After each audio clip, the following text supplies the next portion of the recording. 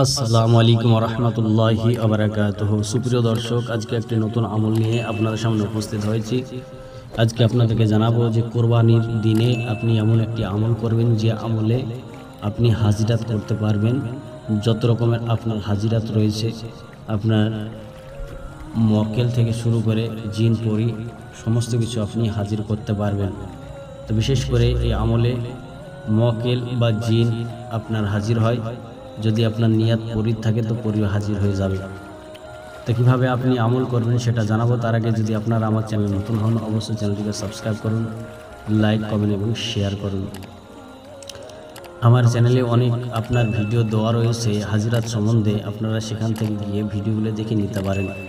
ওর মধ্যে আপনার যেটা সহজ হবে সে আমলটি যদি আপনি করেন পাবন্দির সহিত, তাহলে সে আমল আপনি কামিয়াবি হতে পারবেন এবং আপনি একটি হাজিরাত করতে পারবেন। হাজিরাত আপনার খুলে যাবে, আপনার সামনে প্রকট হবে এবং তাকে দিয়ে আপনি যাবতীয় কাজ করে নিতে পারেন।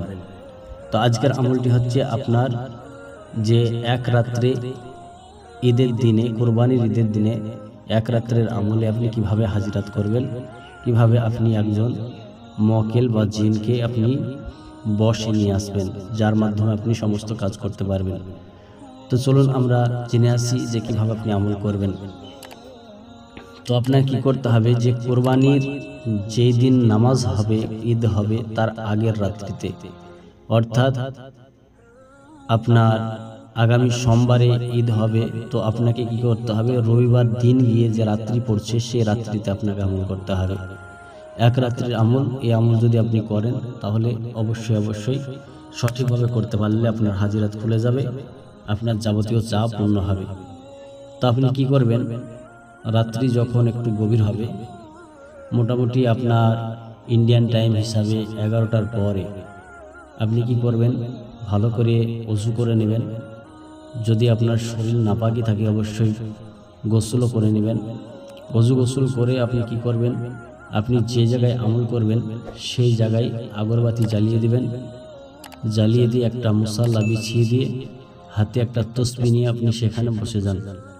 অবশ্যই আপনার শরীর যেন পাক হয়, পোশাক যেন পাক হয়, যে জায়গায় আমল করবেন সেই জায়গা যেন পাক হয়, আর যে জায়গায় বসে আমল করবেন সেই জায়গায় যেন কোনো রকমের জানদার পশু পাখি বা মানুষের ছবি যেন না থাকে, ফটো যেন না থাকে। এবং আরেকটি বিষয় যে আপনারা আমার যারা মুসলমান ভাইরা রয়েছেন তারা অবশ্যই 5 ওয়াক্ত নামাজটি আপনারা বেঁধে পড়বেন, কারণ 5 ওয়াক্ত নামাজ না থাকলে ইসলামিক যে হাজিরত রয়েছে সেই হাজিরতগুলো খোলে না। এর জন্য 5 ওয়াক্ত নামাজ পড়ে রাত্রি আপনার যখন 11টার পরে আপনার কি করবেন, যে বসে যাবেন, আপনি চারিদিকে আগরবাতি দিয়ে দিলেন, আপনার শরীরে খুশবু ব্যবহার করে আপনি জায়নামাজে বসে হাতে একটা তসবিহ নিয়ে আপনি একটি দোয়া পাঠ করতে শুরু করবেন। তো অবশ্যই আগে 11 বার দুরূদ শরীফ পাঠ করে নেবেন এবং পরে আবারও 11 বার দুরূদ শরীফ পাঠ করে নেবেন। এবং মাঝে যে আপনাকে পড়তে হবে সেটা হচ্ছে, আপনারা ভালো করে শুনুন এবং খাতা কলমে আপনারা লিখে নিতে পারেন, ইয়া বাদিউল আজাইবি বিল খয়রি ইয়া বাদিউ, ইয়া বাদিউল আজাইবি বিল খয়রি ইয়া বাদিউ। এটা আপনাকে শুধু পাঠ করতে হবে মাত্র আপনার 1000 বার, মাত্র 1000 বার পাঠ করতে হবে।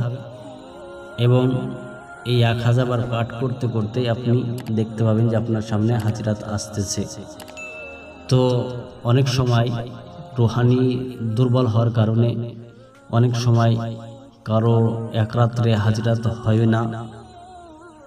তো আপনার রুহানি কেমন আছে আপনি পরীক্ষা করেও নিতে পারবেন। তো কি করবেন, আপনি এই আমল করে যদি কোনো রকমের কোনো আপনার চারপাশে কারো আসার যদি আপনি অনুমান করতে পারেন যে আপনি কাউকে দেখতে পাচ্ছেন বা কেউ আসছে, তো অবশ্যই আপনি এই আমলটি লাগাতার 12 দিন পর্যন্ত করবেন, লাগাতার 12 দিন পর্যন্ত করবেন এবং প্রতিদিন 1000 বার করে বাড়তি করবেন। আজ যেমন 1000 পড়লেন, কাল 2000, 3000, এভাবে 12 দিনে 12000 হয়ে যাবে।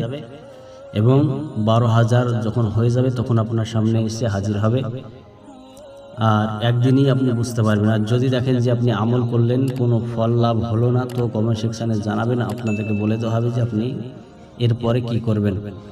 তো যাই হোক, এইভাবে এক রাত্রে কারো কারো আপনার হাজিরাত হয়ে যায়।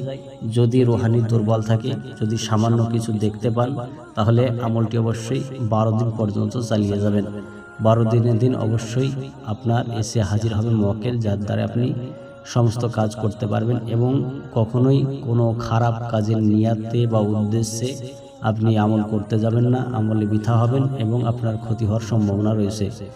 তো এইভাবে আমল করুন, দেখবেন ঈদের আগের রাত্রে আপনি হাজিরাত করতে পারবেন। যদি আপনার রুহানি ভালো হয় তো এক রাত্রে হাজিরাত হয়ে যাবে এবং তার মাধ্যমে আপনি আপনার যাবতীয় কাজ করাতে পারবেন। তো অবশ্যই খুবই গুরুত্বপূর্ণ একটি আমল ছিল। যদি আপনাদের ভালো লাগে অবশ্যই লাইক কমেন্ট শেয়ার করে আমাদের পাশে থাকুন। দেখা হচ্ছে নতুন একটি আমল নিয়ে। আসসালামু আলাইকুম ওয়া রাহমাতুল্লাহি ওয়া বারাকাতুহু।